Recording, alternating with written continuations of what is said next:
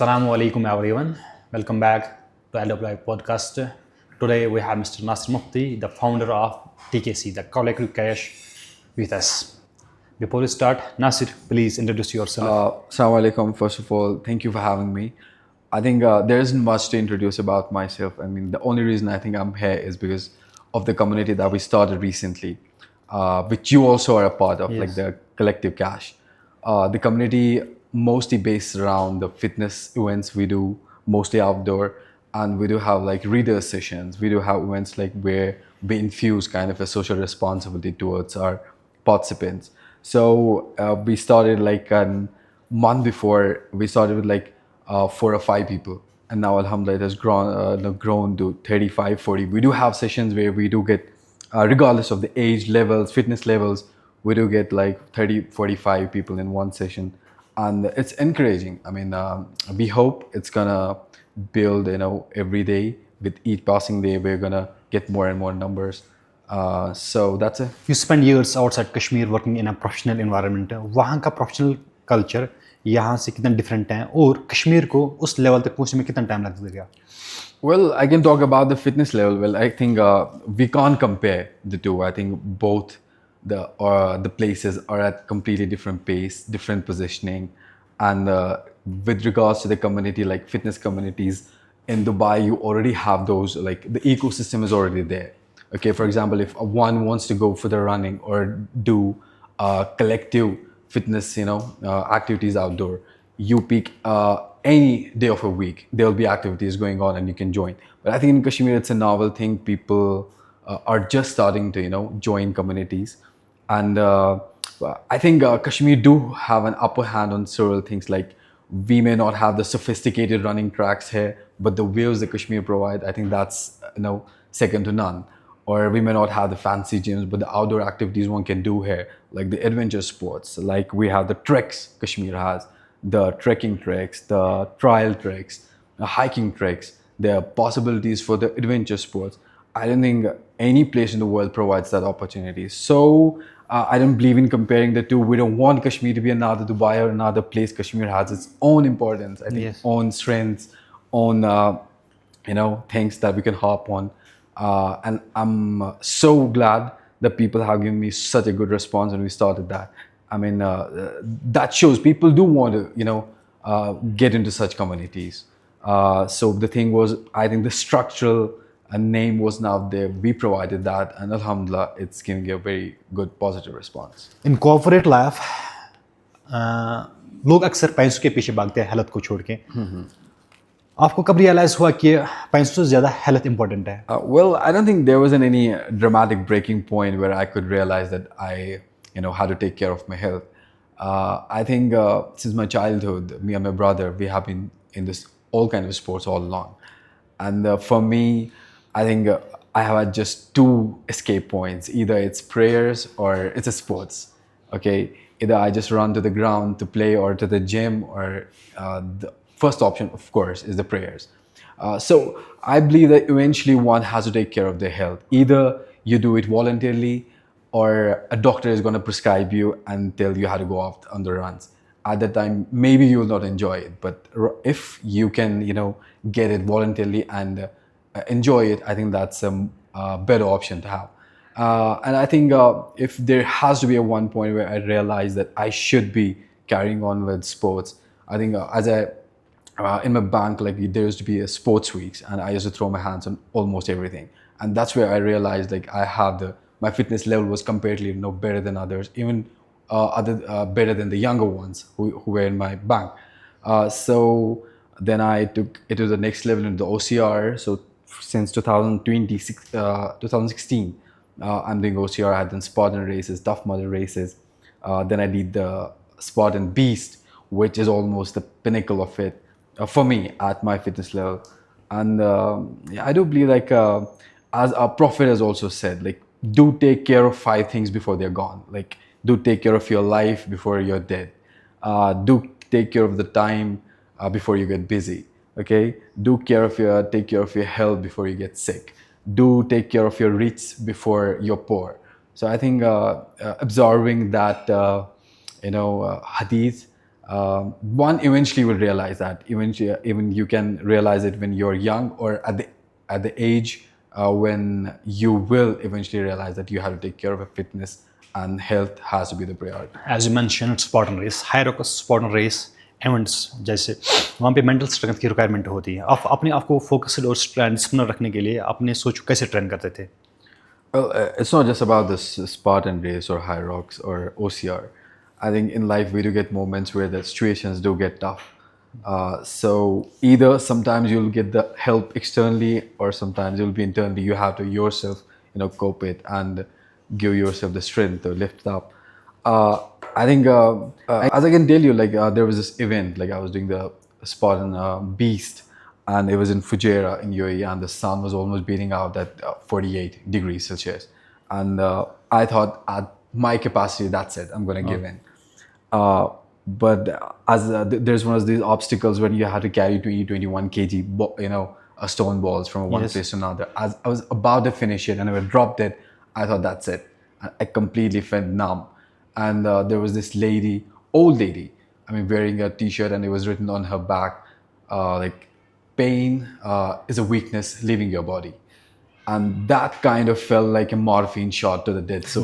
The body. And you started again. Yeah, I just lifted myself. I think there were just 4 or 5 kilometers after that. I finished it. And after I finished, I went to her and I said, because of you, I was able to complete my race. And she told me, this is the 10th or 11th race she has been wearing the same t-shirt because it's been helping other people.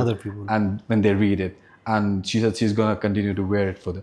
So I think pressure isn't privilege. I think pressure isn't privilege, right? It's up to us how we say it.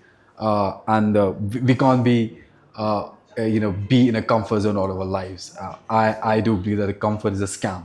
Like if ever, in any aspect of your life you want to grow, you have to get out of your comfort zone. And then only you experience the process and progress. You are the founder of the Collective Kash. What is the vision behind TCK? और ये लोगों को physically, spiritually और mentally strong बनने में कैसे help out करता है? Well, TCK, the reason we started TCK was to get like-minded people together, like who wanted to improve their health, their mental health, and also to gain some elevation in their spirituality. So when you start to do it alone, I think there isn't much to appreciate you, much of a reasons to stay consistent or anyone to compare your results with. So it was basically, we just tried to get in a group where we run together, we do physical activities together, then we have reader session where we pick up any books, then do reading sessions on that and get different perspectives. You might have read a book 1,000 times, but when you sit with a different mindset of a people, the perspectives you get, that just squares you up to the zero. Like you get the perspectives you would have never got had you not been in that group. I do believe being physically fit, it's just a second stage. To be physically fit, I think you have to be mentally fit first. Your physical fitness will never let you wake up in the morning and go for the runs. It's not a physical thing. It's a completely mental thing. So in order to serve and feed a level, I think we started sessions where it's helping us mentally, physically, and spiritually. We had 40 days Fajr challenge where we were tracking each other's progress, like who is praying Fajr consistently for 40 days. And alhamdulillah, it went well. We do have other programs, we do discussions and sessions on Sira. That was one of the seal nectar we recently concluded. We first wanted to do few sessions on that. Alhamdulillah, the response was such, we are thinking to add on more sessions to that. So Collective Kash is basically a group of people, like-minded people who consciously, want to go out of that autopilot zone. We do things we don't know that we want to do that. So we're now trying to do things that we want, that we know that it's going to reflect in our personalities. So which includes fitness and awareness of a sense of a responsibility towards the society. As I mentioned, we have cleansing drives, we run and we clean. So that's helping the society as a whole, I guess. For someone watching out here, how can you join the TCK? team? Sorry. For someone watching this video, how can he join the TCK team? Well, it's pretty easy. Like right now, we're very much live and active on Instagram. It goes by the name of the Collective Kash, obviously, and we do share up events, the programs we do have. We do mostly we do the weekly runs on the Sunday in the mornings, and each event comes on the Instagram, and people do join via Instagram, and then we have a WhatsApp group through which people do join us. In today's busy lifestyle and demanding jobs, how can someone stay consistent with 5 daily prayers? Oh, I can say about the fitness. The one common thing about the fitness and the 5 daily prayers is like it demands the consistency over an intensity, right? So there's also an hadith on that. Like Allah loves those deeds who are small, which are small, but they are consistent, no matter like how small they are. So it's same in the fitness. I think you need to put in daily efforts, no matter how big, how small, but the consistency matters a lot. And I think I try to be consistent with my 5 prayers every day. I try every day and I fail every day. That's how it goes. And I think this is what matters. Like you try, and I think I generally do believe that salah is something like any other thing which you work on to get progress and to get good at. I think our 5 prayers also demand something that we need to work on so it get better. We can't just let it happen automatically. It doesn't happen. Like the only people we see right now who are consistent with the daily prayers are the elder ones, because it either comes with two things: you work on it, you just make a full plan how to get good at it, or you reach an age where the realization hits and there's no other escape and no other way out, right? So for us, I think, as I said, for me, it has always been 2 ways to escape my things, either salah or the fitness. And I think I have, gained a bit in fitness, but I think I'm still lacking in the salah. And as I said, I try every day and I fail every day. You are the founder of Kimizar. What inspired you to start the Kimizar? And what is the difference between the Kimizar and the other brands?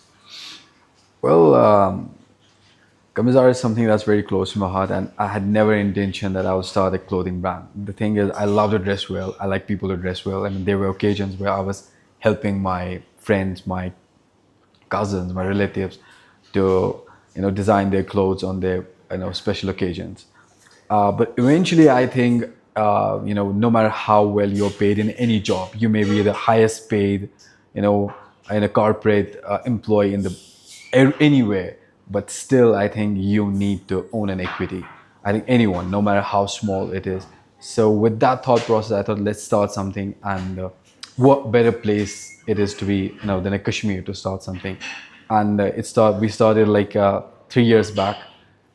We took, baby steps.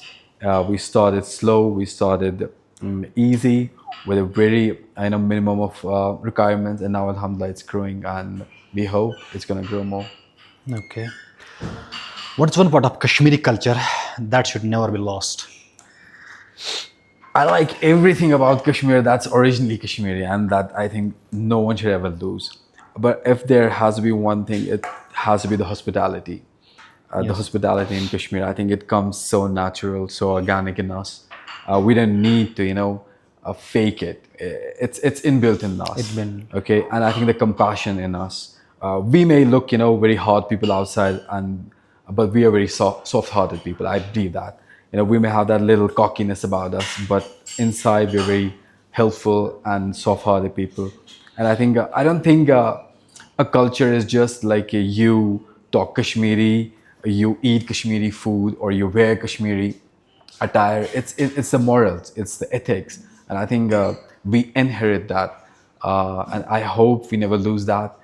And there is this naiveness about us, like we are innocent, like about so many things. I wish we remain innocent with that and be helpful towards each other. Okay. Do you think Kashmiri youth are preserving the culture, or they are getting away from the culture? Well, I think culture is a very important part of any society. Okay, and in today's world, I mean, it's very easy to get along with the world trends. And there's nothing wrong to get, adopt something from other cultures. There's nothing wrong in that. but as long as we preserve ours. Okay, I think I'm very optimistic about the youth. I think the work we see today's we can see on Instagram, like the poetry. You can see the music that grows organically well in Kashmir is Kashmiri music, right? Yes. And the poetry, the book reading, and most of the modern aesthetics that go out of Kashmir. It's completely surrounded by the Kashmiri culture. I'm very close to it, and I think the one thing that we all Kashmiris have, regardless of you go to the gym, you don't go to the gym, you're obese or you're a fit. I think we all have one thing in common, that's the resistance. I don't think anywhere in the world the people have suffered as the Kashmiris have, but still we, get our neck out and we are out with pride. I think we wear it as a badge of an honor. People may say like we have that little part of an arrogance. It's not. I think it's a badge of honor we carry because we have suffered a lot. Still, we refuse to, hate. We still live. We still love, and we still help each other. And I think that's the best part of this. Okay, thanks for sharing your valuable insights and thanks for joining us. Thank you for having me. Thank you. Thanks.